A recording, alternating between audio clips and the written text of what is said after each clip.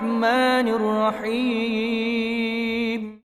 سلیبیوں کے بحری بیڑے اور افواج کو بحر روم میں غرق کر کے صلاح الدین ایوبی ابھی مصر کے ساحلی علاقے میں ہی موجود تھا۔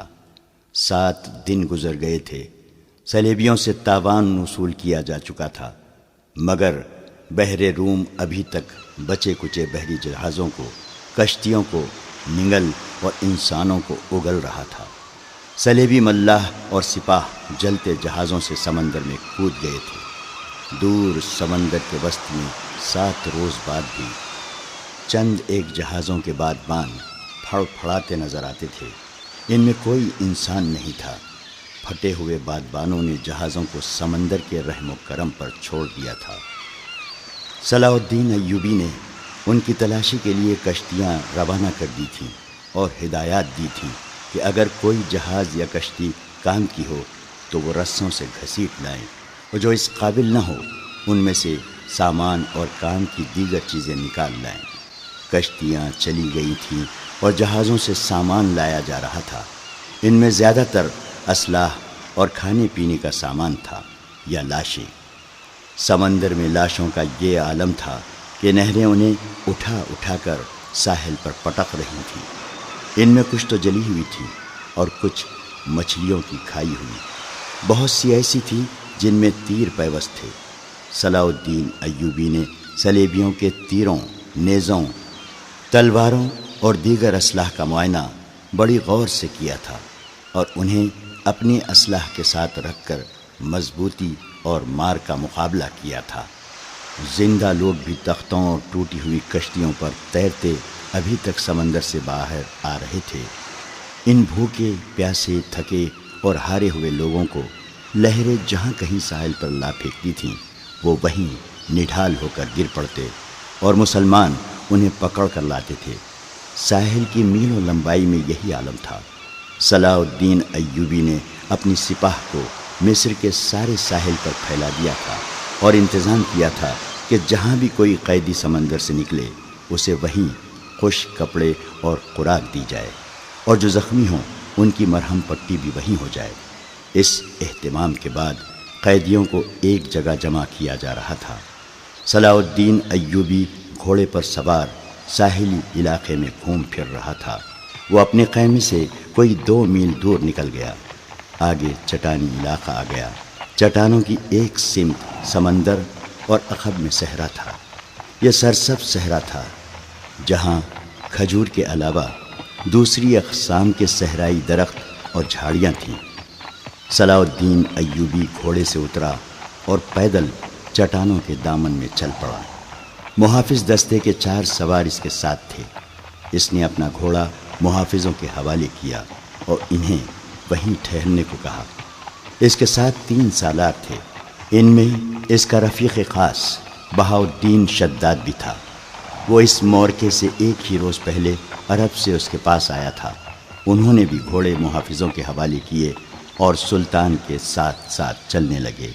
موسم سرد تھا، سمندر میں تلاطم نہیں تھا، لہریں آتی تھیں اور چٹانوں سے دور ہی سے واپس چلی جاتی تھیں۔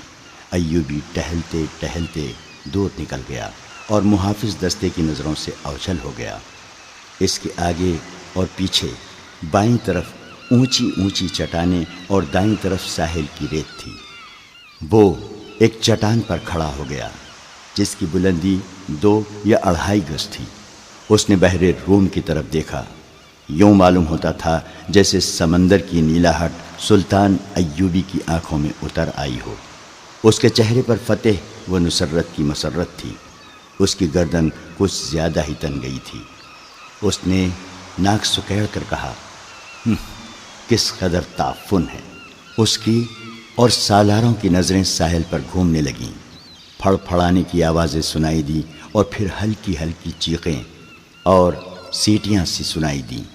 اوپر سے 3-4 گدھ پر پھیلائے اترتے دکھائی دیے اور چٹان کی اوٹ میں جدھر ساحل تھا اتر گئے۔ ایوبی نے کہا، لاشیں ہیں۔ ادھر گیا تو 15-20 گز دور گدھ 3 لاشوں کو کھا رہے تھے۔ ایک گدھ ایک انسانی کھوپڑی پنجوں میں دبوچ کر اڑا اور جب فضا میں چکر کاٹا تو کھوپڑی اس کے پنجوں سے چھوٹ گئی اور صلاح الدین ایوبی کے سامنے آ گری۔ کھوپڑی کی آنکھیں کھلی ہوئی تھیں، جیسے صلاح الدین ایوبی کو دیکھ رہی ہوں۔ چہرے اور بالوں سے صاف پتہ چلتا تھا کہ یہ کسی سلیبی کی کھوپڑی ہے۔ ایوبی کچھ دیر کھوپڑی کو دیکھتا رہا، پھر اس نے اپنے سالاروں کی طرف دیکھا اور کہا، ان لوگوں کی کھوپڑیاں مسلمانوں کی کھوپڑیوں سے بہتر ہیں۔ یہ ان کھوپڑیوں کا کمال ہے کہ ہماری خلافت عورت اور شراب کی نظر ہوتی جا رہی ہے۔ سلیبی چوہوں کی طرح سلطنت اسلامیہ کو ہڑپ کرتے چلے جا رہے ہیں۔ ایک سالار نے کہا، اور ہمارے بادشاہ انہیں جزیہ دے رہے ہیں۔ شداد نے کہا، فلسطین پر سلیبی قابض ہیں۔ سلطان، کیا ہم امید رکھ سکتے ہیں کہ ہم فلسطین سے انہیں نکال سکیں گے؟ خدا کی ذات سے مایوس نہ ہو شداد، صلاح الدین نے کہا، ہم اپنے بھائیوں کی ذات سے مایوس ہو چکے ہیں۔ ایک اور سالار بولا، تم ٹھیک کہتے ہو۔ سلطان ایوبی نے کہا، حملہ جو باہر سے ہوتا ہے اسے ہم روک سکتے ہیں۔ کیا تم میں سے کوئی سوچ بھی سکتا تھا کہ کفار کے اتنے بڑے بحری بیڑے کو تم اتنی تھوڑی طاقت سے نظر آتش کر کے ڈبو سکو گے؟ تم نے شاید اندازہ نہیں کیا کہ اس بیڑے میں جو لشکر آ رہا تھا وہ سارے مصر پر مکھیوں کی طرح چھا جاتا۔ اللہ نے ہمیں ہمت دی اور ہم نے کھلے میدان میں نہیں بلکہ صرف گھات لگا کر اس لشکر کو سمندر کی تہہ میں گم کر دیا۔ مگر میرے دوستو، حملہ جو اندر سے ہوتا ہے اسے تم آسانی سے نہیں روک سکتے۔ جب تمہارا اپنا بھائی تم پر وار کرے گا تو تم پہلے یہ سوچو گے، کیا تم پر واقعی بھائی نے وار کیا ہے؟ تمہارے بازو میں اس کے خلاف تلوار اٹھانے کی طاقت نہیں ہوگی۔ اگر تلوار اٹھاؤ گے اور اپنے بھائی سے تیغ آزمائی کرو گے تو دشمن موقع غنیمت جان کر دونوں کو ختم کر دے گا۔ وہ آہستہ آہستہ ساحل پر چٹان کے ساتھ ساتھ جا رہا تھا۔ چلتے چلتے رک گیا، جھک کر ریت سے کچھ اٹھایا اور ہتھیلی پہ رکھ کر سب کو دکھایا۔ یہ ہتھیلی جتنی بڑی سلیب تھی وہ سیاہ لکڑی کی بنی ہوئی تھی۔ اس کے ساتھ ایک مضبوط دھاگا تھا۔ اس نے ان لاشوں کے بکھرے ہوئے اعضا کو دیکھا جنہیں گدھ کھا رہے تھے، پھر کھوپڑی کو دیکھا جو گدھ کے پنجوں سے اس کے سامنے گری تھی۔ وہ تیز تیز قدم اٹھاتا کھوپڑی تک پہنچ گیا۔ 3 گدھ کھوپڑی کی ملکیت پر لڑ رہے تھے۔ صلاح الدین ایوبی کو دیکھ کر پرے چلے گئے۔ صلاح الدین ایوبی نے سلیب کھوپڑی پر رکھ دی اور دوڑ کر اپنے سالاروں سے جا ملا۔ کہنے لگا، میں نے سلیبیوں کے ایک قیدی افسر سے باتیں کی تھی۔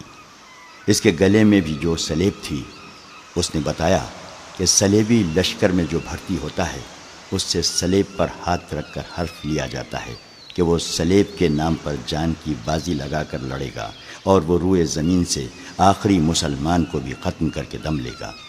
اس حلف کے بعد ہر لشکری کے گلے میں سلیب لٹکا دی جاتی ہے۔ یہ سلیب مجھے ریس سے ملی ہے، معلوم نہیں کس کی تھی۔ میں نے اس کھوپڑی پر رکھ دی تاکہ اس کی روح سلیب کے بغیر نہ رہے۔ اس نے سلیب کی خاطر جان دی ہے۔ سپاہی کو سپاہی کے حلف کا احترام کرنا چاہیے۔ سلطان، شداد نے کہا، یہ تو آپ کو معلوم ہے کہ سلیبی یروشلم کے مسلمان باشندوں کا کتنا کچھ احترام کر رہے ہیں۔ وہاں سے مسلمان بیوی بچوں کو ساتھ لے کر بھاگ رہے ہیں۔ ہماری بیٹیوں کی آبرو لوٹی جا رہی ہے۔ ہمارے قیدیوں کو انہوں نے ابھی تک نہیں چھوڑا۔ مسلمان جانوروں کی سی زندگی بسر کر رہے ہیں۔ کیا ہم ان عیسائیوں سے انتقام نہیں لیں گے؟ انتقام نہیں، صلاح الدین ایوبی نے کہا، ہم فلسطین لیں گے، مگر فلسطین کے راستے میں ہمارے اپنے حکمران حائل ہیں۔ وہ چلتے چلتے رک گیا اور بولا، کفار نے سلیب پر ہاتھ رکھ کر سلطنت اسلامیہ کے خاتمے کا حلف اٹھایا ہے۔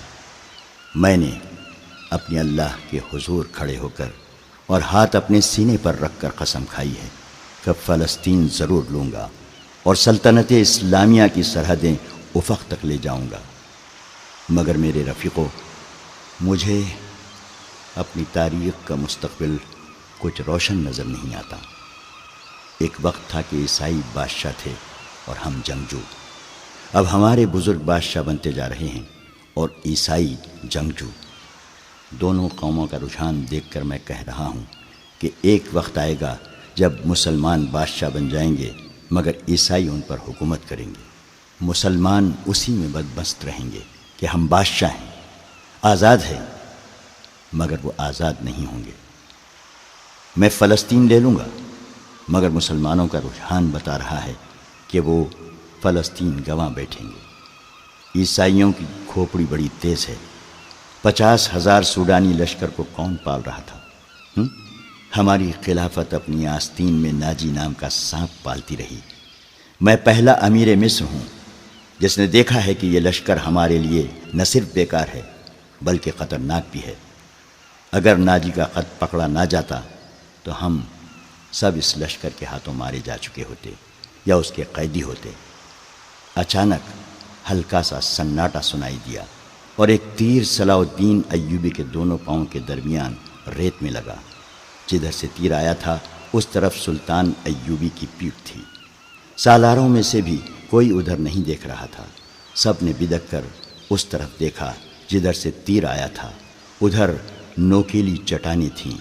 تینوں سالار اور صلاح الدین ایوبی دوڑ کر ایک ایسی چٹان کے اوٹ میں ہو گئے جو دیوار کی طرح عمودی تھی۔ انہیں توقع تھی کہ اور بھی تیر آئیں گے۔ تیروں کے سامنے میدان میں کھڑے رہنا کوئی بہادری نہیں تھی۔ شداد نے منہ میں انگلیاں رکھ کر زور سے سیٹی بجائی۔ محافظ دستہ تیار ہو چکا تھا۔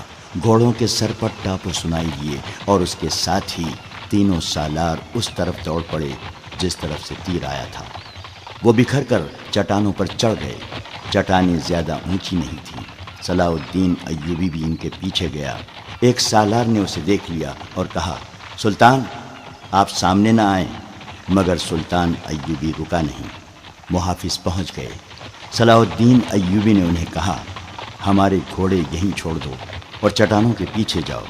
ادھر سے ایک تیر آیا ہے، جو کوئی نظر آئے اسے پکڑ لاؤ۔ سلطان ایوبی چٹان کے اوپر گیا تو اسے اونچی اونچی چٹانیں دور دور تک پھیلی ہوئی نظر آئیں۔ وہ اپنے سالاروں کو ساتھ لیے پچھلی طرف اتر گیا اور ہر طرف گھوم پھر کر اور چٹانوں پر چڑھ کر دیکھا۔ کسی انسان کا نشان تک نظر نہ آیا۔ محافظ چٹانی علاقے کے اندر اوپر ادھر ادھر گھوڑے دوڑا رہے تھے۔ صلاح الدین ایوبی نیچے اتر کے وہاں گیا جہاں ریت میں تیر گڑا ہوا تھا۔ اس نے اپنے رفیقوں کو بلایا اور تیر پر ہاتھ مارا۔ تیر گر پڑا۔ سلطان ایوبی نے کہا، دور سے آیا ہے اس لیے پاؤں میں لگا ہے، ورنہ گردن یا پیٹھ میں لگتا۔ ریت میں بھی زیادہ نہیں اترا۔ اس نے تیر اٹھا کر دیکھا اور کہا، سلیبیوں کا ہے، حشیشین کا نہیں۔ سلطان کی جان خطرے میں ہے، ایک سالار نے کہا، اور ہمیشہ خطرے میں رہے گی۔ سلطان صلاح الدین ایوبی نے ہنس کر کہا، میں بحر روم میں کفار کی وہ کشتیاں دیکھنے نکلا تھا جو ملاح کے بغیر ڈول رہی ہیں، مگر میرے عزیز دوستو، کبھی نہ سمجھنا کہ صلیبیوں کی کشتی ڈول رہی ہے۔ وہ پھر آئیں گے، گھٹاؤں کی طرح گرجتے آئیں گے اور برسیں گے بھی، لیکن وہ زمین کے نیچے سے اور پیٹھ کے پیچھے سے بھی وار کریں گے۔ ہمیں اب صلیبیوں سے ایسی جنگ لڑنی ہے جو صرف فوجیں نہیں لڑیں گی۔ میں جنگی تربیت میں ایک اضافہ کر رہا ہوں۔ یہ فن حرب و ضرب کا نیا باب ہے۔ اسے جاسوسوں کی جنگ کہتے ہیں۔ صلاح الدین ایوبی تیر ہاتھ میں لیے گھوڑے پر سوار ہو گیا اور اپنے کیمپ کی طرف چل پڑا۔ اس کے سالار بھی گھوڑوں پر سوار ہو گئے۔ ان میں سے ایک نے سلطان کی دائیں طرف اپنا گھوڑا کر لیا، ایک نے بائیں کو، اور ایک نے اپنا گھوڑا اس کے بالکل پیچھے اور قریب رکھا تاکہ کسی بھی طرف سے تیر آئے تو صلاح الدین ایوبی تک نہ پہنچ سکے۔ صلاح الدین ایوبی نے اس تیر پر ذرا سی بھی پریشانی کا اظہار نہ کیا جو کسی نے اسے قتل کرنے کے لیے چلایا تھا۔ اپنے رفیق سالاروں کو اپنے خیمے میں بٹھائے ہوئے وہ بتا رہا تھا کہ جاسوس اور شب خون مارنے والے دستے کس قدر نقصان کرتے ہیں۔ وہ کہہ رہا تھا، میں علی بن سفیان کو ایک ہدایت دے چکا ہوں، لیکن اس پر عمل درآمد نہیں ہو سکا، کیونکہ فوراً ہی مجھے اس حملے کی خبر ملی اور عمل درآمد دھرا رہ گیا۔ تم سب فوری طور پر یوں کرو کہ اپنے سپاہیوں اور ان کے عہدیداروں میں سے ایسے افراد منتخب کرو جو دماغی اور جسمانی لحاظ سے مضبوط اور صحت مند ہوں، باریک بین، دور اندیش، قوت فیصلہ رکھنے والے جانباز قسم کے آدمی چنو۔ میں نے علی کو ایسے آدمیوں کی جو صفات بتائی تھیں وہ سب سن لو۔ ان میں اونٹ کی مانند زیادہ سے زیادہ دن بھوک اور پیاس برداشت کرنے کی قوت ہو، چیتے کی طرح جھپٹنا جانتے ہوں، عقاب کی طرح ان کی نظریں تیز ہوں، خرگوش اور ہرن کی طرح دوڑ سکتے ہوں، مسلح دشمن سے ہتھیار کے بغیر بھی لڑ سکیں، ان میں شراب اور کسی دوسری نشاور چیز کی عادت نہ ہو، کسی لالچ میں نہ آئیں، عورت کتنی ہی حسین مل جائے اور زر جواہرات کے انبار ان کے قدموں میں لگا دیے جائیں، وہ نظر اپنے فرض پر رکھیں۔ اپنے دوستوں اور ان کے کمانڈروں کو خاص طور پر ذہن نشین کرا دو کہ عیسائی بڑی ہی خوبصورت اور جوان لڑکیوں کو جاسوسی کے لیے اور فوجوں میں بے اطمینانی پھیلانے کے لیے اور عسکریوں کو جذبے کے لحاظ سے بیکار کرنے کے لیے استعمال کر رہے ہیں۔ میں نے مسلمانوں میں یہ کمزوری دیکھی ہے کہ عورت کے آگے ہتھیار ڈال دیتے ہیں۔ میں مسلمان عورت کو ان مقاصد کے لیے دشمن کے علاقے میں کبھی نہیں بھیجوں گا۔ ہم عصمتوں کے محافظ ہیں، عصمت کو ہتھیار نہیں بنائیں گے۔ علی بن سفیان نے چند ایک لڑکیاں رکھی ہوئی ہیں، لیکن وہ مسلمان نہیں، وہ عیسائی بھی نہیں، مگر میں عورتوں کا قائل نہیں۔ محافظ دستے کا کمانڈر خیمے میں آیا اور اطلاع دی کہ محافظ کچھ لڑکیوں اور آدمیوں کو ساتھ لائے ہیں۔ سلطان ایوبی باہر نکلا، اس کے تینوں سالار بھی ساتھ تھے۔ باہر 5 آدمی کھڑے تھے جن کے لمبے چوغے، دستاریں اور ڈھیل ڈول بتا رہی تھی کہ تاجر ہیں اور سفر میں ہیں۔ ان کے ساتھ 7 لڑکیاں تھیں، 7 جوان تھیں اور ایک سے بڑھ کر ایک خوبصورت۔ ان محافظوں میں سے ایک نے جو سلطان پر تیر چلانے والے کی تلاش میں گئے تھے بتایا کہ انہوں نے تمام علاقہ چھان مارا، انہیں کوئی آدمی نظر نہیں آیا۔ دور پیچھے گئے تو یہ لوگ 3 اونٹوں کے ساتھ ڈیرا ڈالے ہوئے تھے۔ کیا ان کی تلاشی لی ہے؟ ایک سالار نے پوچھا۔ لی ہے، محافظ نے جواب دیا۔ یہ کہتے ہیں کہ تاجر ہیں، ان کا سارا سامان کھلوا کر دیکھا ہے، جامع تلاشی بھی لی ہے۔ ان کے پاس ان خنجروں کے سوا اور ہتھیار نہیں۔ ان کے 5 خنجر سلطان ایوبی کے قدموں میں رکھ دیے۔ ہم مراکش کے تاجر ہیں، ایک تاجر نے کہا، سکندریہ تک جائیں گے۔ 2 روز گزرے، ہمارا قیام یہاں سے 10 کوس پیچھے تھا۔ پرسوں شام یہ لڑکیاں ہمارے پاس آئیں، ان کے کپڑے بھیگے ہوئے تھے۔ انہوں نے بتایا کہ یہ سسلی کی رہنے والی ہیں۔ انہیں عیسائی فوج کا ایک کمانڈر گھروں سے پکڑ کر ساتھ لے آیا اور ایک بحری جہاز میں جا سوار کیا۔ ان کے ماں باپ غریب ہیں۔ یہ کہتی ہیں کہ بے شمار جہاز اور کشتیاں چل پڑیں۔ لڑکیوں والے جہاز میں چند اور کمانڈر قسم کے آدمی تھے اور ان کی فوج بھی تھی۔ وہ سب ان لڑکیوں کے ساتھ شراب پی کر عیش و عشرت کرتے رہے۔ اس ساحل کے قریب آئے تو جہازوں پر آگ کے گولے گرنے لگے۔ تمام لوگ جہازوں سے سمندر میں کودنے لگے۔ ان لڑکیوں کو انہوں نے ایک کشتی میں بٹھا کر جہاز سے سمندر میں اتار دیا۔ یہ بتاتی ہیں کہ انہیں کشتی چلانی نہیں آتی۔ کشتی سمندر میں ڈولتی اور بھٹکتی رہی، پھر ایک روز خود ہی ساحل سے آ لگی۔ ہمارا قیام ساحل کے ساتھ تھا، یہ ہمارے پاس آ گئی، بہت ہی بری حالت میں تھی۔ ہم نے انہیں پناہ میں لے لیا۔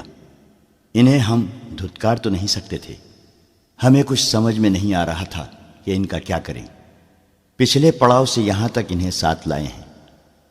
یہ سوار آ گئے اور ہمارے سامان کی تلاشی لینے لگے۔ ہم نے ان سے تلاشی کی وجہ پوچھی تو انہوں نے بتایا کہ سلطان صلاح الدین امیر مصر کا حکم ہے۔ ہم نے ان سے منت سماجت کی کہ ہمیں اپنے سلطان کے حضور لے چلو، ہم عرض کریں گے کہ ان لڑکیوں کو اپنی پناہ میں لے لے، ہم سفر میں ہیں، انہیں کہاں کہاں لیے پھریں گے۔ لڑکیوں سے پوچھا تو وہ سسلی کی زبان بول رہی تھیں۔ وہ ڈری ڈری سی لگتی تھیں۔ ان میں سے 2-3 اکٹھی ہی بولنے لگیں۔ صلاح الدین ایوبی نے تاجروں سے پوچھا کہ ان کی زبان کون سمجھتا ہے۔ ایک نے بتایا کہ صرف میں سمجھتا ہوں۔ یہ التجا کر رہی ہیں کہ سلطان انہیں پناہ میں لے لے۔ کہتی ہیں کہ ہم تاجروں کے قافلے کے ساتھ نہیں جائیں گی، کہیں ایسا نہ ہو کہ راستے میں ڈاکو ہمیں اٹھا کر لے جائیں۔ ادھر جنگ بھی ہو رہی ہے، ہر طرف عیسائیوں اور مسلمانوں کے سپاہی بھاگتے دوڑتے پھر رہے ہیں۔ ہمیں سپاہیوں سے بہت ڈر لگتا ہے۔ ہمیں جب گھروں سے اٹھایا گیا تھا تو ہم سب کنواری تھیں۔ ان فوجیوں نے بحری جہاز میں ہمیں طوائفیں بنائے رکھا تھا۔ ایک لڑکی نے کچھ کہا تو اس کی زبان جاننے والے تاجر نے سلطان ایوبی سے کہا، یہ کہتی ہے کہ ہمیں مسلمانوں کے بادشاہ تک پہنچا دو، ہو سکتا ہے اس کے دل میں رحم آ جائے۔ ایک اور لڑکی بول پڑی، اس کی آواز رندھائی ہوئی تھی۔ تاجر نے کہا، یہ کہتی ہے ہمیں عیسائی سپاہیوں کے حوالے نہ کیا جائے، میں مسلمان ہو جاؤں گی بشرطے کہ کوئی اچھی حیثیت والا مسلمان میرے ساتھ شادی کر لے۔ 2-3 لڑکیاں پیچھے کھڑی منہ چھپانے کی کوشش کر رہی تھیں۔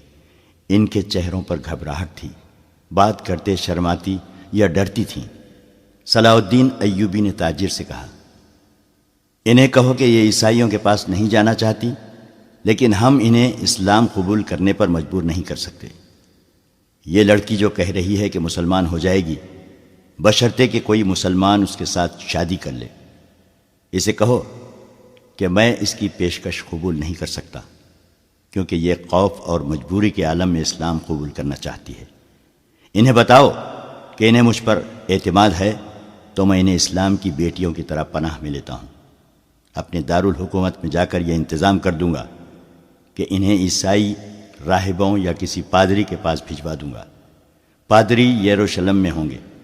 دوسری صورت یہ ہے کہ جب عیسائی قیدیوں کو آزاد کیا جائے گا تو میں کوشش کروں گا کہ ان کی شادیاں قابل اعتماد اور اچھی حیثیت کے قیدیوں کے ساتھ کرا دوں، اور انہیں یہ بھی بتا دو کہ کسی مسلمان کو ان سے ملنے کی اجازت نہیں ہوگی، اور نہ انہیں اجازت ہوگی کہ کسی مسلمان سے ملیں۔ ان کی ضروریات اور عزت کا خیال رکھا جائے گا۔ تاجر نے لڑکیوں کو ان کی زبان میں سلطان ایوبی کی ساری باتیں بتائیں تو ان کے چہروں پر رونق آ گئی۔ وہ ان شرائط پر رضامند ہو گئی۔ تاجر شکریہ ادا کر کے چلے گئے۔ سلطان صلاح الدین ایوبی نے لڑکیوں کے لیے الگ خیمہ لگانے اور خیمے کے باہر ہر وقت ایک سنتری موجود رہنے کا حکم دیا۔ وہ خیمے کی جگہ بتانے ہی لگا تھا کہ 6 صلیبی قیدی سلطان ایوبی کے سامنے لائے گئے۔ وہ بہت ہی بری حالت میں تھے۔ ان کے کپڑے بھیگے ہوئے تھے، کپڑوں پر خون بھی تھا، ریت بھی۔ ان کے چہرے لاشوں کی مانند تھے۔ ان کے متعلق بتایا گیا کہ 1.5-2 میل دور ساحل پر بے سود پڑے تھے۔ وہ ٹوٹی ہوئی کشتی پر تیر رہے تھے۔ ایک دن کشتی پانی بھر جانے سے ڈوب گئی۔ یہ سب تیر کر ساحل تک پہنچے۔ کشتی میں 22 آدمی سوار تھے، صرف یہ 6 زندہ بچے ہیں۔ ان سے چلا نہیں جاتا تھا۔ یہ صلیبی لشکر کے سپاہی تھے۔ یہ سب دھڑام سے بیٹھ گئے۔ ان میں سے ایک چہرے مہرے سے لگتا تھا کہ معمولی سپاہی نہیں ہے۔ وہ کراہ رہا تھا۔ اس کے کپڑوں پر خون کا ایک دھبا بھی نہ تھا، مگر زخمیوں سے زیادہ تکلیف میں معلوم ہوتا تھا۔ اس نے 7 لڑکیوں کو غور سے دیکھا، پھر کراہنے لگا۔ یہ سلطان صلاح الدین ایوبی کا حکم تھا کہ ہر ایک قیدی اسے دکھایا جائے۔ چونکہ قیدی ابھی تک سمندر سے بچ بچ کر نکل رہے تھے، اس لیے ہر ایک قیدی سلطان ایوبی کے سامنے لایا جاتا تھا۔ اس نے ان قیدیوں کو بھی دیکھا، کسی سے کوئی بات نہ کی، البتہ اس قیدی کو جو سب سے زیادہ کراہ رہا تھا اور جس کے جسم پر کوئی زخم نہ تھا، سلطان نے غور سے دیکھا اور آہستہ سے اپنے سالاروں سے کہا، علی بن سفیان ابھی تک نہیں آیا؟ ان تمام قیدیوں سے جو اب تک ہمارے پاس آ چکے ہیں بہت کچھ پوچھنا ہے، ان سے معلومات لینی ہے۔ اس نے اس قیدی کی طرف دیکھ کر کہا، یہ آدمی کمانڈر معلوم ہوتا ہے، اسے نظر میں رکھنا، اور جب علی بن سفیان آئے تو اسے کہنا کہ اس سے تفصیلی پوچھ تاچھ کرے۔ معلوم ہوتا ہے کہ اندر کی چوٹیں آئی ہیں، شاید پسلیاں ٹوٹی ہوئی ہیں۔ انہیں فوراً زخمی قیدیوں کے خیموں میں پہنچا دو، انہیں کھلاؤ پلاؤ اور ان کی مرہم پٹی کرو۔ قیدیوں کو اس طرف لے جایا گیا جس طرف زخمی قیدیوں کے خیمے تھے۔ لڑکیاں انہیں جاتا دیکھتی رہیں، پھر ان لڑکیوں کو بھی لے گئے۔ فوج کے خیموں سے تھوڑی دور لڑکیوں کے لیے خیمہ نصب کیا جا رہا تھا۔ وہاں سے کوئی 100 قدم دور زخمی قیدیوں کے خیمے تھے، وہاں بھی ایک خیمہ گاڑا جا رہا تھا اور 6 نئے زخمی قیدی زمین پر لیٹے ہوئے تھے۔ لڑکیاں ان کی طرف دیکھ رہی تھیں۔ دونوں خیمے کھڑے ہو گئے۔ لڑکیاں اپنے خیمے میں چلی گئیں اور زخمیوں کو ان کے اپنے خیمے میں لے گئے۔ ایک سنتری لڑکیوں کے خیمے کے باہر کھڑا ہو گیا۔ لڑکیوں کے لیے کھانا آ گیا جو انہوں نے کھا لیا۔ پھر ایک لڑکی خیمے سے باہر نکل کر اس خیمے کی طرف دیکھنے لگی جس میں نئے 6 زخمی قیدیوں کو لے گئے تھے۔ اس کے چہرے پر اب گھبراہٹ اور خوف کا کوئی تاثر نہیں تھا۔ سنتری نے اسے دیکھا اور اس نے سنتری کو دیکھا۔ لڑکی نے مسکرا کر اشارہ کیا کہ وہ زخمیوں کے خیمے کی طرف جانا چاہتی ہے۔ سنتری نے سر ہلا کر اسے روک دیا۔ لڑکیوں کو خیمے سے دور جانے یا کسی سے ملنے کی اجازت نہیں تھی۔ لڑکیوں اور 6 زخمیوں کے خیموں کے درمیان بہت سے درخت تھے۔ بائیں طرف مٹی کا ایک ٹیلا تھا جس پر جھاڑیاں تھیں۔ سورج غروب ہو گیا، پھر رات تاریک ہونے لگی۔ کیمپ کے غول غپاٹے پر نیند غالب آنے لگی اور پھر زخمیوں کے کراہنے کی آوازیں رات کے سکوت میں کچھ زیادہ ہی صاف سنائی دینے لگیں۔ دور پرے بحیر روم کا شور دبی دبی مسلسل گونج کی طرح سنائی دے رہا تھا۔ صلاح الدین ایوبی کے اس جنگی کیمپ میں جاگنے والوں میں چند ایک سنتری تھے یا وہ زخمی قیدی جنہیں زخم سونے نہیں دیتے تھے، یا صلاح الدین ایوبی کے خیمے کے اندر دن کا سما تھا۔ وہاں کسی کو نیند نہیں آئی تھی۔ سلطان ایوبی کے 3 سالار اس کے پاس بیٹھے تھے اور ہر محافظ دستہ بیدار تھا۔ سلطان ایوبی نے ایک بار پھر کہا، علی بن سفیان ابھی تک نہیں آیا؟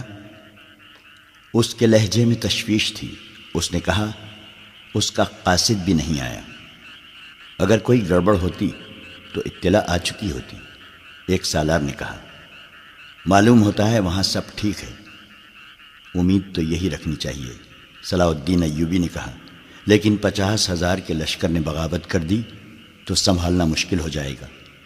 وہاں ہماری نفری 1,500 سوار اور 2,700 پیادے ہیں۔ ان کے مقابلے میں سوڈانی بہتر اور تجربہ کار عسکری ہیں اور تعداد میں بہت زیادہ۔ ناجی اور اس کے سازشی ٹولے کے خاتمے کے بعد بغاوت ممکن نظر نہیں آتی۔ ایک اور سالار نے کہا، قیادت کے بغیر سپاہی بغاوت نہیں کریں گے، پیش بندی ضروری ہے۔ صلاح الدین ایوبی نے کہا، لیکن علی آ جائے تو پتہ چلے گا کہ پیش بندی کس قسم کی جائے۔ صلیبیوں کے روکنے کے لیے تو سلطان ایوبی خود آیا تھا، لیکن دارالحکومت میں سوڈانی فوج کی بغاوت کا خطرہ تھا۔ علی بن سفیان کو سلطان ایوبی نے وہیں چھوڑ دیا تھا تاکہ وہ سوڈانی لشکر پر نظر رکھے اور بغاوت کو اپنے خصوصی فن سے دبانے کی کوشش کرے۔ اسے اب تک صلاح الدین ایوبی کے پاس آ کر وہاں کے احوال و کوائف بتانے تھے، مگر وہ نہیں آیا تھا، جس سے سلطان ایوبی بے چین ہوا جا رہا تھا۔ وہ جب اپنے سالاروں کے ساتھ قاہرہ کی صورتحال کے متعلق باتیں کر رہا تھا، اس کا تمام کیمپ گہری نیند سو چکا تھا، مگر وہ 7 لڑکیاں جاگ رہی تھیں جنہیں سلطان ایوبی نے پناہ میں لے لیا تھا۔ ایک بار سنتری نے خیمے کا پردہ اٹھا کر دیکھا، اندر دیا جل رہا تھا۔ پردہ ہٹتے ہی لڑکیاں قراٹے لینے لگیں۔ سنتری نے دیکھا کہ وہ پوری ساتھ ہیں اور سو رہی ہیں، تو اس نے پردہ گرا دیا اور خیمے کے ساتھ لگ کر بیٹھ گیا۔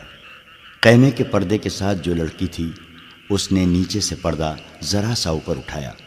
پردہ آہستہ سے چھوڑ کر اس نے ساتھ والی کے کان میں کہا، بیٹھ گیا ہے۔ ساتھ والی نے اگلی لڑکی کے کان میں کہا، بیٹھ گیا ہے، اور اس طرح کانوں کانوں یہ اطلاع 7 لڑکیوں تک پہنچ گئی کہ سنتری بیٹھ گیا ہے۔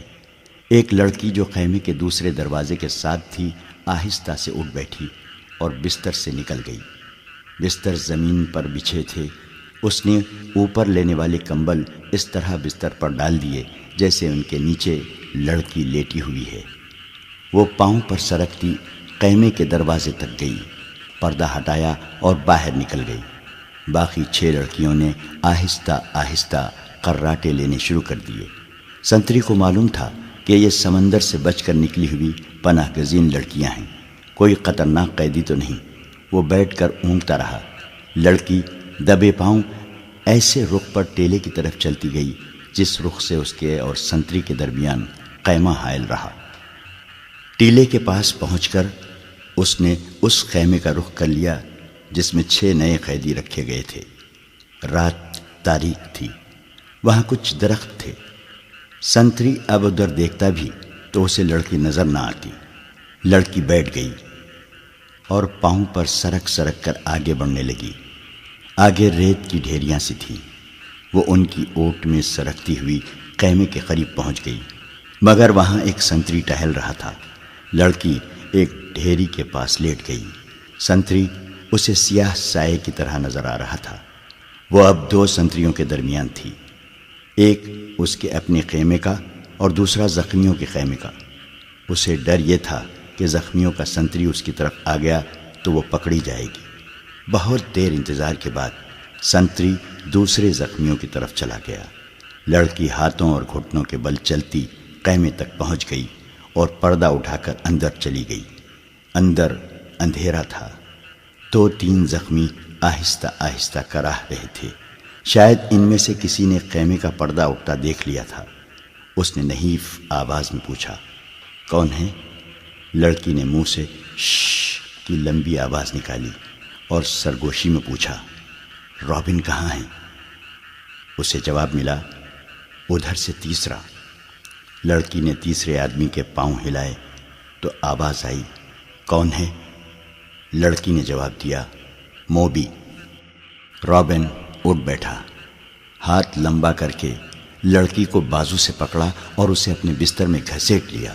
उसे अपने पास लिटाकर ऊपर कंबल डाल दिया और बोला, संतरी ना आ जाए, मेरे साथ लगी रहो। उसने लड़की को अपने साथ लगा लिया और कहा, मैं इस इत्तेफाक पर हैरान हो रहा हूँ कि हमारी मुलाकात हो गई है। ये एक मोजिज़ा है जिससे ज़ाहिर होता है कि खुदाए यीशु मसीह को हमारी कामयाबी मंजूर है। हमने बहुत बुरी शिकस्त खाई है, लेकिन ये सब धोखा था। ये वही ज़ख्मी कैदी था जो दूसरों से अलग थलग और चेहरे महरे और जिस्म जस्से से मामूली सिपाही नहीं बल्कि आला रुतबे का लगता था। सलाहुद्दीन अय्यूबी ने भी कहा था कि ये कोई मामूली सिपाही नहीं, इस पर नज़र रखना। अली बिन सुफियान इससे तफ्तीश और तहकीकात करेगा। तुम कितने कुछ ज़ख्मी हो? लड़की ने उससे पूछा। कोई हड्डी तो नहीं टूटी? मैं बिल्कुल ठीक हूँ, रॉबिन ने जवाब दिया। खराश तक नहीं आई। इन्हें बताया है कि अंदर की चोटें हैं और सीने के अंदर शदीद दर्द है, लेकिन मैं बिल्कुल तंदुरुस्त हूँ। फिर यहाँ क्यों आ गए? लड़की ने पूछा। मैंने बहुत कोशिश की कि मिस्र में दाखिल हो जाऊँ और सोडानी लश्कर तक पहुँच सकूँ, लेकिन हर तरफ इस्लामी फ़ौज फैली हुई है, कोई रास्ता नहीं मिला। इन 5 ज़ख्मियों को इकट्ठा किया और इनके साथ ज़ख्मी बनकर यहाँ आ गया। अब फ़रार की कोशिश करूँगा, जो अभी मुमकिन नज़र नहीं आती। उसने ज़रा गुस्से से कहा, मुझे 2 सवालों का जवाब दो। अय्यूबी को मैंने ज़िंदा देखा है। क्यों? क्या तीर ख़त्म हो गए थे या वो हरामखोर बुज़दिल हो गए हैं? और दूसरा सवाल ये है कि तुम 7 की 7 लड़कियां मुसलमानों की कैद में क्यों आ गईं? क्या वो 5 मर गए हैं या भाग गए हैं? वो जिंदा हैं, रॉबिन, मोबी ने कहा। तुम कहते हो कि खुदाए यीशु मसीह को हमारी कामयाबी मंजूर है, लेकिन मैं कहती हूँ कि हमारा खुदा हमें किसी गुनाह की सज़ा दे रहा है। सलाहुद्दीन अय्यूबी इसलिए ज़िंदा है कि तीर उसके पाँव के दरमियान रेत में लगा था। क्या तीर किसी लड़की ने चलाया था? रॉबिन ने पूछा। क्रिस्टोफर कहाँ था? उसी ने चलाया था, मगर क्रिस्टोफर का तीर कता हो गया। रॉबिन ने हैरत से तड़प कर पूछा। वो क्रिस्टोफर जिसकी तीर अंदाजी ने शाह अगस्टिन को हैरान कर दिया और उसकी ज़ाती तलवार इनाम में ली थी, यहाँ आकर उसका निशाना इतना चूक गया कि 6 फीट लंबा और 3 फीट चौड़ा सलाहुद्दीन उसके तीर से बच गया। बदबख्त के हाथ डर से कांप गए होंगे। फासला ज़्यादा था, मोबी ने कहा, और क्रिस्टोफर कहता था कि तीर कमान से निकलने ही लगा था कि खुली हुई आंख में मच्छर पड़ गया। इसी हालत में उसका तीर निकल गया। फिर क्या हुआ? جو ہونا چاہیے تھا، موبی نے کہا۔ صلاح الدین ساحل پر گیا تھا تو اس کے ساتھ 3 کمانڈر تھے اور 4 محافظوں کا دستہ تھا۔ وہ ہر طرف پھیل گئے۔ یہ تو ہماری خوش قسمتی تھی کہ علاقہ چٹانی تھا۔ کرسٹوفر بچ کے نکل آیا اور پھر ہمیں اتنا وقت مل گیا کہ تیر اور کمان ریت میں دبا کر اوپر اونٹ بٹھا دیا۔ سپاہی آ گئے تو کرسٹوفر نے اسے بتایا کہ وہ 5 مراکش کے تاجر ہیں اور یہ لڑکیاں سمندر سے نکل کر ہماری پناہ میں آئی ہیں۔ مسلمان سپاہیوں نے ہمارے سامان کی تلاشی لی۔ انہیں تجارتی سامان کے سوا کچھ بھی نہ ملا۔ وہ ہم سب کو سلطان ایوبی کے سامنے لے گئے۔ ہم نے یہ ظاہر کیا کہ ہم سسلی کی زبان کے سوا اور کوئی زبان نہیں جانتی۔ کرسٹوفر نے ایوبی سے کہا کہ وہ ہماری زبان جانتا ہے۔ ہم 7 لڑکیوں نے چہروں پر گھبراہٹ اور خوف پیدا کر لیا۔ موبی نے رابن کو وہ ساری باتیں سنائیں جو سلطان ایوبی کے ساتھ ہوئی تھیں۔ یہ 7 لڑکیاں اور 5 آدمی جو مراکشی تاجروں کے بھیس میں تھے، حملے سے 2 روز پہلے ساحل پر اتار دیے گئے تھے۔ 5 آدمی صلیبیوں کے تجربے کار جاسوس اور کمانڈو تھے اور لڑکیاں بھی جاسوس تھیں۔ جاسوسی کے علاوہ ان کے ذمے یہ کام بھی تھا کہ مسلمان سالاروں کو اپنے جال میں پھانسیں۔ وہ خوبصورت تو تھی ہی، انہیں جاسوسی اور ذہنوں کے تقریب کاری کی خاص ٹریننگ دی گئی تھی۔ اس ٹریننگ میں اداکاری خاص طور پر شامل تھی۔ 5 مردوں کا یہ مشن تھا کہ صلاح الدین ایوبی کو ختم کرنا اور ناجی کے ساتھ رابطہ رکھنا۔ یہ لڑکیاں مصر کی زبان روانی سے بول سکتی تھیں، لیکن انہوں نے ظاہر نہیں ہونے دیا۔ رابن اس شعبے کا سربراہ تھا، اسے ناجی تک پہنچنا تھا، مگر صلاح الدین ایوبی اور علی بن سفیان کی چال نے یہاں کے حالات کا رخ ہی الٹا کر دیا۔ کیا تم صلاح الدین کو جال میں نہیں پھانس سکتی؟ رابن نے پوچھا۔ ابھی تو یہاں پہلی رات ہے، موبی نے کہا۔ اس نے ہمارے متعلق جو فیصلہ دیا ہے، اگر وہ سچے دل سے دیا ہے تو اس کا مطلب یہ ہے کہ وہ مرد نہیں پتھر ہے۔ اگر اسے ہمارے ساتھ کوئی دلچسپی ہوتی تو کسی ایک لڑکی کو اپنے خیمے میں بلا لیتا۔ اسے قتل کرنا بھی آسان نہیں۔ وہ ایک ہی بار ساحل پر آیا تھا مگر تیر قطع گیا۔ وہ سالاروں اور محافظوں کے نرغے میں رہتا ہے۔ ادھر ایک سنتری ہمارے سر پر کھڑا ہے اور محافظوں کے پورے دستے نے صلاح الدین کے خیمے کو گھیر رکھا ہے۔ وہ 5 کہاں ہیں؟ رابن نے پوچھا۔ تھوڑی دور ہیں، موبی نے جواب دیا۔ وہ ابھی یہیں رہیں گے۔ سنو موبی، رابن نے کہا، اس شکست نے مجھے پاگل کر دیا ہے۔ میرے ضمیر پر اتنا بوجھ آ پڑا ہے جیسے اس شکست کی ذمہ داری مجھ پر عائد ہوتی ہے۔ سلیب پر ہاتھ رکھ کر حلف تو سب سے لیا گیا ہے، لیکن ایک سپاہی کے حلف میں اور میرے حلف میں زمین و آسمان جتنا فرق ہے۔ میرے رتبے کو سامنے رکھو، میرے فرائض کو دیکھو۔ آدھی جنگ مجھے زمین کے نیچے سے اور پیٹھ کے پیچھے سے وار کر کے جیتنی تھی، مگر میں اور تم 7 اور وہ 5 اپنا فرض ادا نہیں کر سکے۔ مجھ سے یہ سلیب جواب مانگ رہی ہے۔ اس نے گلے میں ڈالی ہوئی سلیب ہاتھ میں لے کر کہا، میں اسے اپنے سینے سے جدا نہیں کر سکتا۔ اس نے موبی کے سینے پر ہاتھ پھیر کر اس کی سلیب ہاتھ میں لے لی اور کہا، تم اپنے ماں باپ کو دھوکہ دے سکتی ہو، اس سلیب سے آنکھیں نہیں چرا سکتی۔ اس نے جو فرض تمہیں سونپا ہے وہ پورا کرو۔ خدا نے تمہیں جو حسن دیا ہے وہ چٹانوں کو پھاڑ کر تمہیں راستہ دے دے گا۔ میں تمہیں پھر کہتا ہوں کہ ہماری اچانک اور غیر متوقع ملاقات اس بات کا ثبوت ہے کہ ہم کامیاب ہوں گے۔ ہمارے لشکر بحر روم کے اس پار اکٹھے ہو رہے ہیں۔ جو مر گئے سو مر گئے، جو زندہ ہیں وہ جانتے ہیں کہ یہ شکست نہیں دھوکہ تھا۔ تم اپنے خیمے میں واپس جاؤ اور ان لڑکیوں سے کہو کہ خیمے میں نہ پڑی رہیں، بار بار صلاح الدین ایوبی سے ملیں، اس کے سالاروں سے ملیں، بے تکلفی پیدا کریں، مسلمان ہو جانے کا جھانسا دے۔ آگے وہ جانتی ہیں کہ انہیں کیا کرنا ہے۔ سب سے پہلے تو یہ معلوم کرنا ہے کہ یہ ہوا کیا۔ موبی نے کہا، کیا سوڈانیوں نے ہمیں دھوکہ دے دیا ہے؟ میں یقین کے ساتھ کچھ نہیں کہہ سکتا، رابن نے کہا۔ میں نے حملے سے بہت پہلے مصر میں پھیلائے ہوئے اپنے جاسوسوں سے جو معلومات حاصل کی تھیں وہ یہ ہیں کہ کہ صلاح الدین ایوبی کو سوڈانیوں کے 50,000 محافظ لشکر پر بھروسہ نہیں، حالانکہ یہ مسلمانوں کے وائسرائے مصر کی اپنی فوج ہے۔ ایوبی نے آ کر مصری فوج تیار کر لی ہے، سوڈانی اس میں شامل نہیں ہونا چاہتے۔ ان کے کمانڈر ناجی نے ہم سے مدد طلب کی تھی، میں نے اس کا خط دیکھا تھا اور میں نے تصدیق کی تھی کہ یہ خط ناجی کا ہی ہے اور اس میں کوئی دھوکہ نہیں، مگر ہمارے ساتھ ہماری تاریخ کا سب سے بڑا دھوکہ ہوا ہے۔ مجھے یہ معلوم کرنا ہے کہ یہ کیسے ہوا، کس نے کیا۔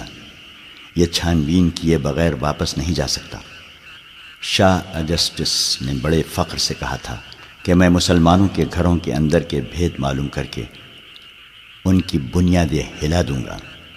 اب تصور کرو موبی، شہنشاہ کے دل پر کیا گزر رہی ہوگی، وہ مجھے سزائے موت سے کیا کم سزا دے گا۔ صلیب کا قہر مجھ پر الگ نازل ہوگا۔ میں سب جانتی ہوں، موبی نے کہا، جذباتی باتیں نہ کرو، عمل کی بات کرو۔ مجھے بتاؤ میں کیا کروں۔ رابن کے اعصاب پر اپنا فرض اور شکست کا احساس اس حد تک غالب تھا کہ اسے یہ بھی احساس نہیں تھا کہ موبی جیسی دلکش لڑکی، جس کے ایک ایک نقش اور جسم کے انگ انگ میں شراب کا طلسم بھرا ہوا تھا، اس کے سینے سے لگی ہوئی ہے، اور اس کے ریشم جیسے ملائم اور لمبے بال اس کے آدھے چہرے کو ڈھانپے ہوئے ہیں۔ رابن نے ان بالوں کے لمس کو ذرا سا محسوس کیا اور کہا، موبی، تمہاری یہ بال ایسی مضبوط زنجیریں ہیں جو صلاح الدین ایوبی کے گرد لپٹ گئیں تو تمہارا غلام ہو جائے گا۔ لیکن تمہیں سب سے پہلا جو کام کرنا ہے وہ یہ ہے کہ کرسٹوفر اور اس کے ساتھیوں سے کہو کہ وہ تاجروں کے بھیس میں ناجی کے پاس پہنچیں اور معلوم کریں کہ اس کے لشکر نے بغاوت کیوں نہیں کی، اور یہ راز فاش کس طرح ہوا کہ اس سے فائدہ اٹھا کر صلاح الدین ایوبی نے گنتی کے چند ایک دستے گھات میں بٹھا کر ہماری 3 افواج کا بیڑا غرق کر دیا۔ اور انہیں یہ بھی کہو کہ معلوم کریں کہ ناجی صلاح الدین ایوبی سے ہی تو نہیں مل گیا، اور اس نے ہمارا یہی حشر کرانے کے لیے ہی تو خط نہیں لکھا تھا۔ اگر ایسا ہی ہوا ہے تو ہمیں اپنی جنگی منصوبوں میں رد و بدل کرنا ہوگا۔ مجھے یقین ہو گیا ہے کہ اسلامیوں کی تعداد کتنی ہی تھوڑی کیوں نہ ہو، انہیں ہم آسانی سے شکست نہیں دے سکتے۔ ضروری ہو گیا ہے کہ ان کے حکمرانوں کا اور عسکری قیادت کا جذبہ ختم کیا جائے۔ ہم نے تم جیسی لڑکیاں عربوں کے حرموں میں داخل کر دی ہیں۔ تم نے بات پھر لمبی کر دی ہے، موبی نے اسے ٹوکتے ہوئے کہا۔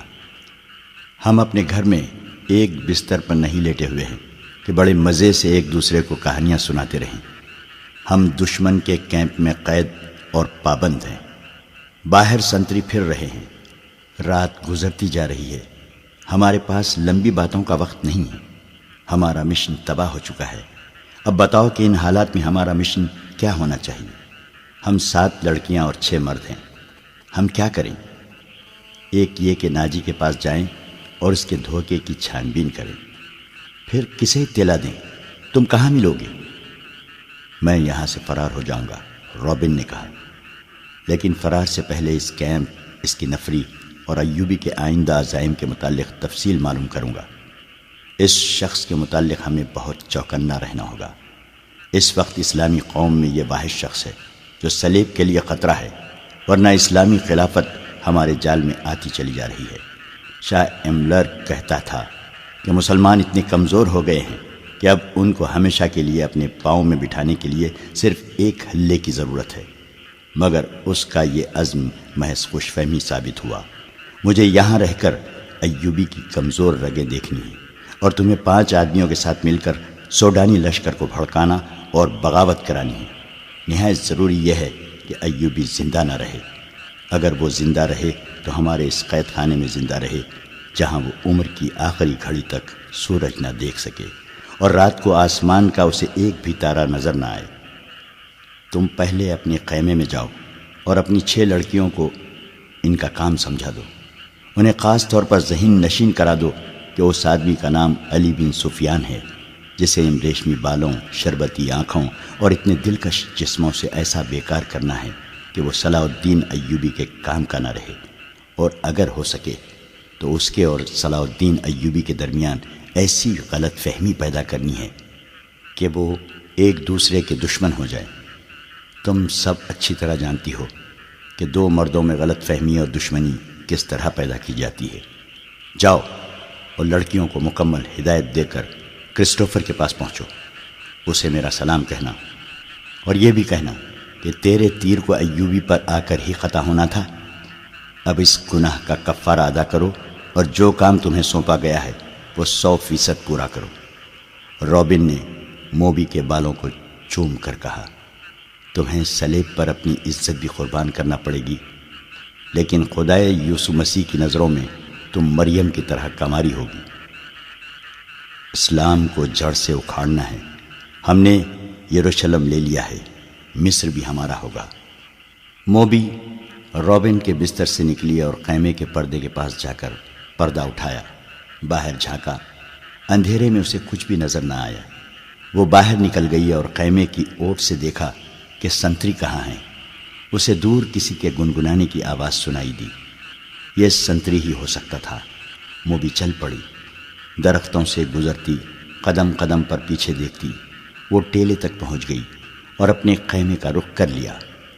نصف راستہ طے کیا ہوگا کہ اسے 2 آدمیوں کی دبی دبی باتوں کی آوازیں سنائی دینے لگی۔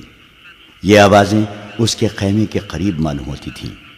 اسے یہ خطرہ نظر آنے لگا کہ سنتری نے معلوم کر لیا ہے کہ ایک لڑکی غائب ہے اور وہ کسی دوسرے سنتری کو یا اپنے کمانڈر کو بلا لیا ہے۔ اس نے سوچا کہ خیمے میں جانے کی بجائے اپنے ان 5 ساتھیوں کے پاس چلی جائے جو مراکشی تاجروں کے بھیس میں کوئی 1.5 میل دور خیمہ زن تھے۔ مگر اسے یہ خیال بھی آ گیا کہ اس کی گمشدگی سے باقی لڑکیوں پر مصیبت آ جائے گی۔ وہ تھیں تو پوری چالاک، پھر بھی ان پر پابندیاں سخت ہونے کا خطرہ تھا اور کوئی چارہ کار بھی نہ تھا۔ موبی ذرا آگے اور چلی گئی تاکہ ان دونوں آدمیوں کی باتیں سن سکے۔ ان کی زبان وہ سمجھتی تھی۔ یہ تو اس نے دھوکہ دیا تھا کہ وہ سسلی زبان کے سوا اور کوئی زبان نہیں سمجھتی۔ وہ آدمی خاموش ہو گئے۔ موبی دبے پاؤں آگے بڑھی۔ اسے بائیں طرف قدموں کی آہٹ سنائی دی۔ اس نے چونک کر دیکھا۔ درختوں کے درمیان اسے ایک سیاہ سایہ جو کسی انسان کا تھا جاتا نظر آیا۔ اس نے رخ بدل لیا اور ٹیلے کی طرف آنے لگا۔ موبی کوئی خطرہ مول نہیں لینا چاہتی تھی۔ وہ ٹیلے پر چڑھنے لگی۔ ٹیلا اونچا نہیں تھا، فوراً ہی وہ اوپر چلی گئی۔ وہ تھی تو بہت ہوشیار، لیکن ہر انسان ہر قدم پر پوری احتیاط نہیں کر سکتا۔ وہ ٹیلے کی چوٹی پر کھڑی ہو گئی۔ اس کے پس منظر میں ستاروں سے بھرا ہوا آسمان تھا۔ سمندر اور صحرا کی فضا رات کو آئینے کی طرح شفاف ہوتی ہے۔ درختوں میں جاتے ہوئے آدمی نے ٹیلے کی چوٹی پر ٹونڈ منڈ درخت کے تنے کی طرح کا ایک سایہ دیکھا۔ موبی نے پہلو اس آدمی کی طرف کر دیا۔ اس کے بال کھلے ہوئے تھے جنہیں اس نے ہاتھ سے پیچھے کیا۔ اس کی ناک، سینے کا ابھار اور لمبا لبادہ تاریکی میں بھی راز کو فاش کرنے لگا۔ یہ آدمی رات کے سنتریوں کا کمانڈر تھا۔ وہ آدھی رات کے وقت کیمپ کی گشت پر نکلا اور سنتریوں کو دیکھتا پھر رہا تھا۔ یہ سنتریوں کی تبدیلی کا وقت تھا۔ کمانڈر اس لیے زیادہ چوکس تھا کہ سلطان ایوبی 3 سالاروں کے ساتھ کیمپ میں موجود تھا۔ سلطان ڈسپلن کا بڑا ہی سخت تھا۔ ہر کسی کو ہر لمحہ خطرہ لگا رہتا تھا کہ سلطان رات کو اٹھ کر گشت پر آ جائے گا۔ کمانڈر سمجھ گیا کہ ٹیلے پر کوئی لڑکی کھڑی ہے۔ اسی شام کمانڈروں کو خبردار کیا گیا تھا کہ صلیبیوں نے جاسوسی اور تخریب کاری کے لیے لڑکیوں کو استعمال کرنا شروع کر دیا ہے۔ یہ لڑکیاں صحرائی خانہ بدوش کے بحروپ میں بھی ہو سکتی ہیں اور ایسی غریب لڑکیوں کے بھیس میں بھی جو فوجی کیمپوں میں کھانے کے لیے بھیک مانگنے آتی ہیں، اور یہ لڑکیاں اپنے آپ کو مغویہ اور مظلوم ظاہر کر کے پناہ بھی مانگ سکتی ہیں۔ کمانڈروں کو بتایا گیا تھا کہ آج 7 لڑکیاں سلطان کی پناہ میں آئی ہیں جنہیں بظاہر رحم کر کے مگر انہیں مشتبہ سمجھ کر پناہ میں لے لیا گیا ہے۔ اس کمانڈر نے یہ احکام سن کر اپنے ایک ساتھی سے کہا تھا، اللہ کرے ایسی کوئی لڑکی مجھ سے پناہ مانگے، اور وہ دونوں ہنس پڑے تھے۔ اب آدھی رات کے وقت جب سارا کیمپ سو رہا تھا، اسے ٹیلے پر ایک لڑکی کا حلیہ نظر آ رہا تھا۔ پہلے تو وہ ڈرا کہ یہ چڑیل یا جن ہو سکتا ہے۔ اس نے نئے سنتری کو لڑکیوں کے خیمے پر کھڑا کر کے اسے بتایا تھا کہ اندر 7 لڑکیاں ہیں۔ اس نے پردہ اٹھا کر دیکھا تو دیے کی پیلی روشنی میں اسے 7 بستر نظر آئے تھے۔ ہر لڑکی نے منہ بھی کمبلوں میں ڈھانپ رکھا تھا۔ سردی زیادہ تھی۔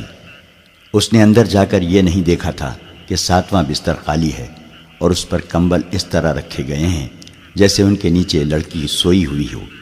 اسے معلوم نہیں تھا کہ 7ویں لڑکی ٹیلے پر ان کے سامنے کھڑی ہے۔ وہ کچھ دیر سوچتا رہا کہ اسے آواز دے یا اس تک خود جائے، یا اگر وہ جن چڑیل ہے تو اس کے غائب ہونے کا انتظار کرے۔ تھوڑی سی دیر کے انتظار کے بعد بھی لڑکی غائب نہ ہوئی، بلکہ وہ 2-3 قدم آگے چلی اور پیچھے کو چل پڑی اور پھر رک گئی۔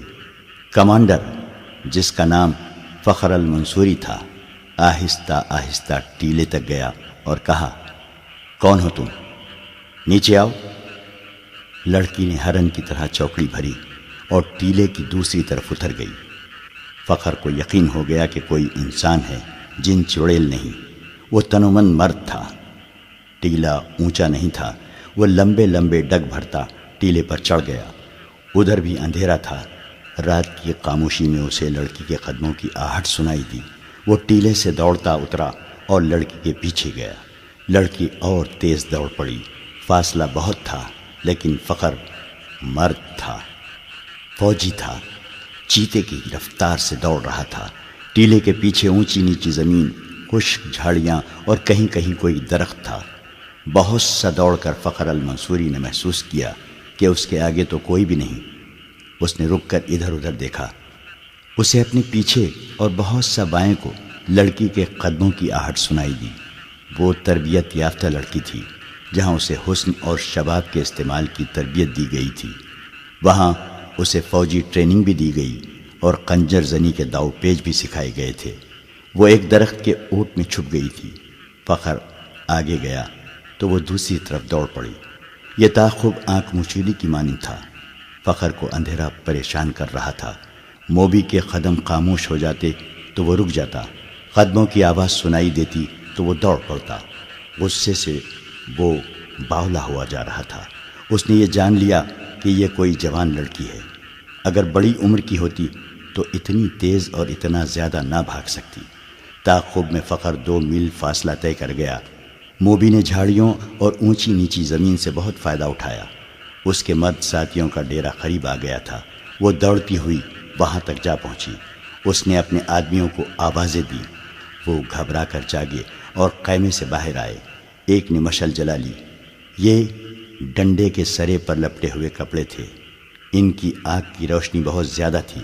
فخر نے تلوار سوت لی اور ہانپتا کانپتا ان کے سامنے جا کھڑا ہوا۔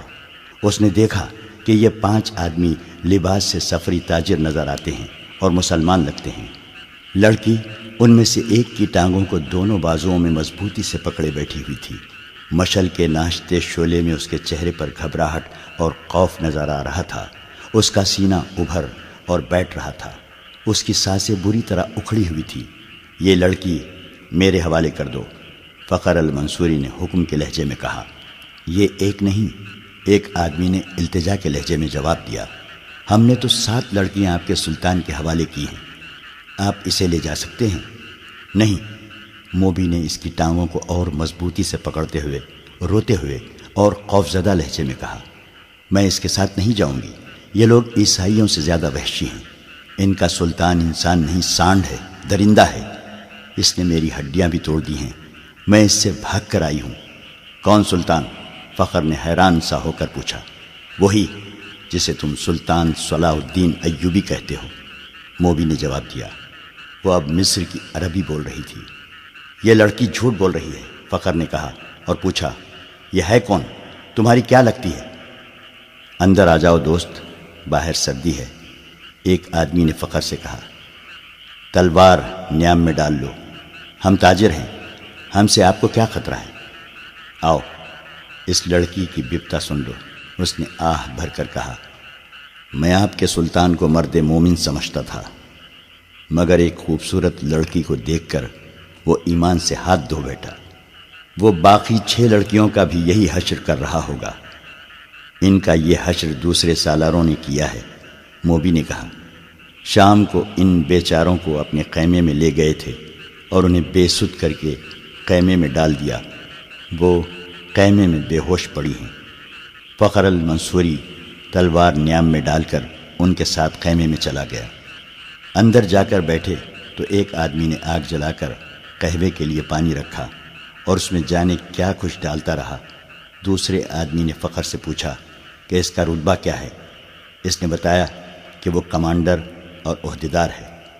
انہوں نے اس کے ساتھ بہت سی باتیں کی جن سے انہوں نے اندازہ کر لیا کہ یہ شخص عام قسم کا سپاہی نہیں ہے اور ذمہ دار فرد ہے، ذہین اور دلیر بھی ہے۔ ان لوگوں میں سے ایک نے، جو کرسٹوفر تھا، فخر کو 7 لڑکیوں کی بالکل وہی کہانی سنائی جو انہوں نے صلاح الدین ایوبی کو سنائی تھی۔ انہوں نے فخر کو یہ بھی بتایا کہ سلطان ایوبی نے ان کے متعلق کیا کہا تھا۔ ان لڑکیوں نے سلطان کو یہ پیشکش بھی کی تھی کہ وہ اپنے گھروں کو تو واپس نہیں جا سکتی اور عیسائیوں کے پاس بھی نہیں جانا چاہتی، اس لیے وہ مسلمان ہونے کو تیار ہیں، بشرطے کہ کوئی اچھے رتبوں والے عسکری ان کے ساتھ شادی کر لیں۔ ہم نے سنا تھا کہ سلطان صلاح الدین ایوبی کردار کے لحاظ سے پتھر ہے۔ ہم ہر روز سفر پر رہنے والے تاجر ہیں، انہیں کہاں ساتھ لیے پھرتے، انہیں سلطان کے حوالے کر دیا، مگر سلطان نے اس لڑکی کے ساتھ جو سلوک کیا وہ اس کی زبانی سن لو۔ فخر المنصوری نے لڑکی کی طرف دیکھا تو لڑکی نے کہا، ہم بہت خوش تھیں کہ خدا نے ہمیں ایک فرشتے کی پناہ دی ہے۔ سورج غروب ہونے کے بعد سلطان کا ایک محافظ آیا اور مجھے کہا کہ سلطان بلا رہا ہے۔ میں باقی 6 لڑکیوں کی نسبت ذرا زیادہ خوبصورت ہوں۔ مجھے توقع نہیں تھی کہ تمہارا ایوبی مجھے بری نیت سے بلا رہا ہے۔ میں چلی گئی۔ سلطان ایوبی نے شراب کی سراہی کھولی، ایک پیالہ اپنے آگے رکھا اور ایک مجھے دیا۔ میں عیسائی ہوں، شراب 100 بار پی ہے۔ بحری جہاز میں عیسائی کمانڈروں نے میرے جسم کو کھلونا بنائے رکھا ہے۔ صلاح الدین ایوبی بھی میرے جسم کے ساتھ کھیلنا چاہتا تھا۔ شراب اور مرد میرے لیے کوئی نئی چیزیں نہیں تھیں، لیکن ایوبی کو میں فرشتہ سمجھتی تھی۔ میں اس کے جسم کو اپنے ناپاک جسم سے دور رکھنا چاہتی تھی، مگر وہ ان عیسائیوں سے بدتر نکلا جو مجھے بحری جہاز میں لائے تھے، اور جب ان کا جہاز ڈوبنے لگا تو انہوں نے ہمیں ایک کشتی میں ڈال کر سمندر میں اتار دیا۔ ان میں سے کسی نے ہمارا ساتھ نہ دیا۔ ہمارے جسم چھچوڑے ہوئے اور ہڈیاں چٹکی ہوئی تھی۔ خدا نے ہمیں بچا لیا اور اس آدمی کی پناہ میں پھینک دیا جو فرشتے کے روپ میں درندہ ہے۔ مجھے سلطان نے ہی بتایا تھا کہ میرے ساتھ کی باقی 6 لڑکیاں اس کے سالاروں کے خیمے میں ہیں۔ میں نے سلطان کے پاؤں پکڑ کر کہا کہ میرے ساتھ شادی کر لو۔ اس نے کہا کہ اگر تم مجھے پسند کرتی ہو تو شادی کے بغیر تمہیں اپنے حرم میں رکھ لوں گا۔ اس نے میرے ساتھ وحشیوں کا برتاؤ کیا، شراب پہ بدمست تھا۔ اس نے مجھے اپنے ساتھ لٹا لیا۔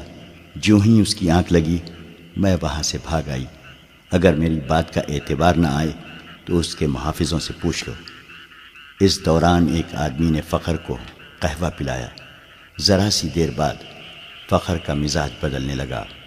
اس نے نفرت سے قہقہا لگایا اور کہا، ہمیں حکم دیتے ہیں کہ عورت اور شراب سے دور رہو، اور خود شراب پی کر راتیں عورتوں کے ساتھ گزارتے ہیں۔ فخر محسوس ہی نہ کر سکا کہ لڑکی کی کہانی محض بے بنیاد ہے، اور نہ ہی وہ یہ محسوس کر سکا کہ اس کا مزاج کیوں بدل گیا ہے۔ اسے حشیش پلا دی گئی تھی۔ اس پر ایسا نشہ طاری ہو چکا تھا جسے وہ نشہ نہیں سمجھتا تھا۔ وہ اب اپنے تصوروں میں بادشاہ بن چکا تھا۔ لڑکی کے چہرے پر مشعل کے شعلے کی روشنی ناچ رہی تھی۔ اس کے بکھرے ہوئے سیاہی مائل بھورے بال چمک رہے تھے۔ وہ فخر کو پہلے سے زیادہ حسین نظر آنے لگی۔ اس نے بے تاب ہو کر کہا، تم اگر چاہو تو میں تمہیں پناہ میں لیتا ہوں۔ نہیں۔ لڑکی ڈر کر پیچھے ہٹ گئی اور بولی، تم بھی میرے ساتھ اپنے سلطان جیسا سلوک کرو گے۔ تم مجھے اپنے خیمے میں لے جاؤ گے اور میں ایک بار پھر تمہارے سلطان کے قبضے میں آ جاؤں گی۔ ہم تو اب دوسری 6 لڑکیوں کو بھی بچانے کی سوچ رہے ہیں، ایک تاجر نے کہا۔ ہم ان کی عزت بچانا چاہتے تھے مگر ہم سے بھول ہوئی۔ فخر المنصوری کی نگاہیں لڑکی پر جمی ہوئی تھیں۔ اس نے اتنی خوبصورت لڑکی کبھی نہیں دیکھی تھی۔ خیمے میں خاموشی طاری ہو گئی جسے کرسٹوفر نے توڑا۔ اس نے کہا، تم عرب سے آئے ہو یا مصری ہو؟ مصری، فخر نے کہا۔ میں 2 جنگیں لڑ چکا ہوں، اسی لیے مجھے یہ عہدہ دیا گیا ہے۔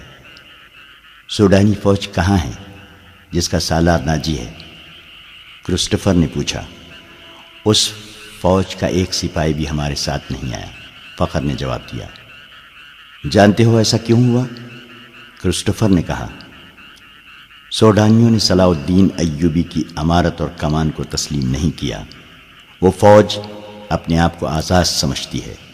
ناجی نے سلطان ایوبی کو بتایا تھا کہ وہ مصر سے چلے جائیں کیونکہ وہ غیر ملکی ہیں۔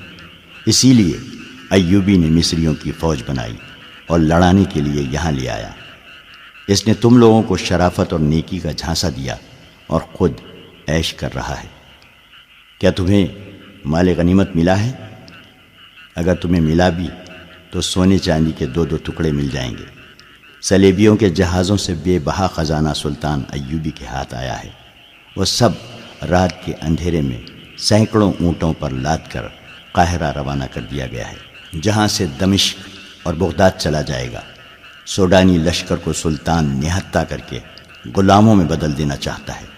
پھر عرب سے فوج آ جائے گی اور تم مصری بھی غلام ہو جاؤ گے۔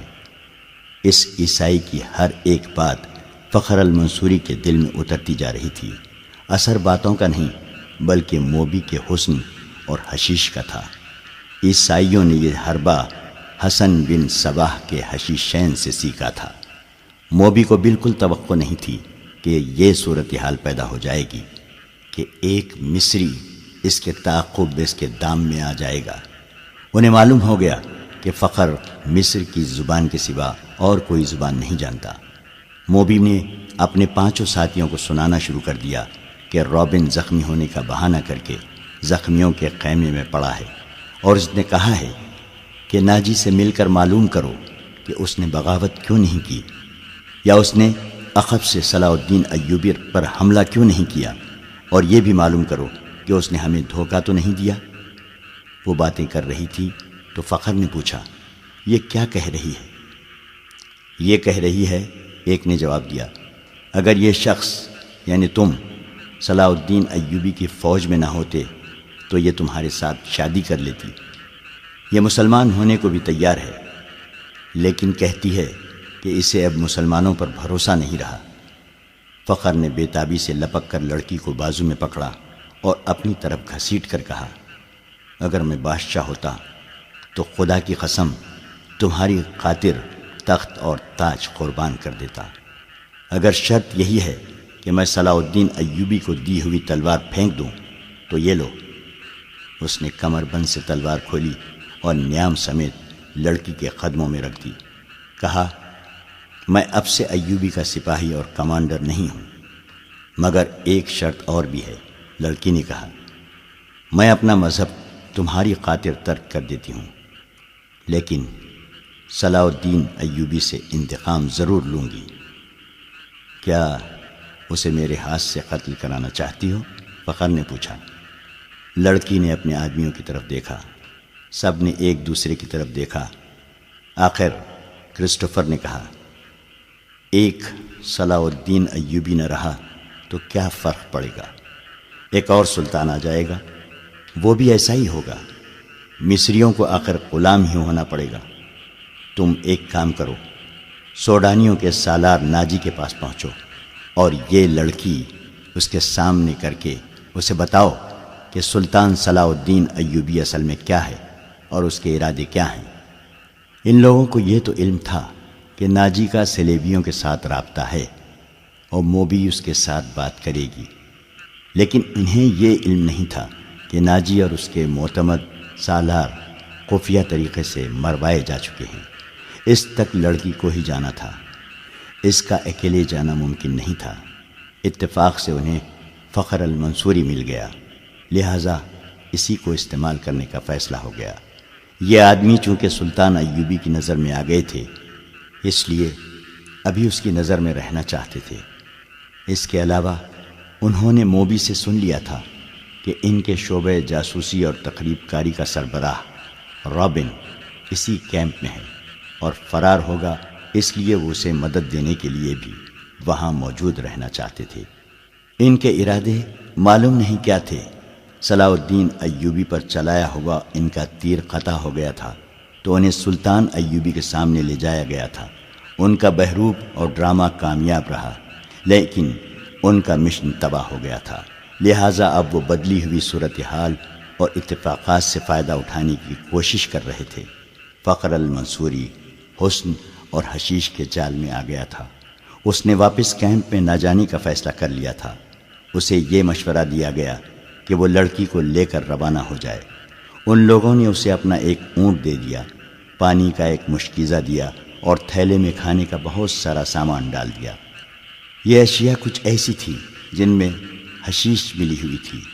موبی کو ان کا علم تھا۔ فخر کو ایک لمبا چوغا اور تاجروں والی دستار پہنا دی گئی۔ لڑکی اونٹ پر سوار ہوئی، اس کے پیچھے فخر سوار ہو گیا اور اونٹ چل پڑا۔ فخر گرد و پیش سے بے خبر تھا اور وہ اپنے ماضی سے بھی بے خبر ہو گیا تھا۔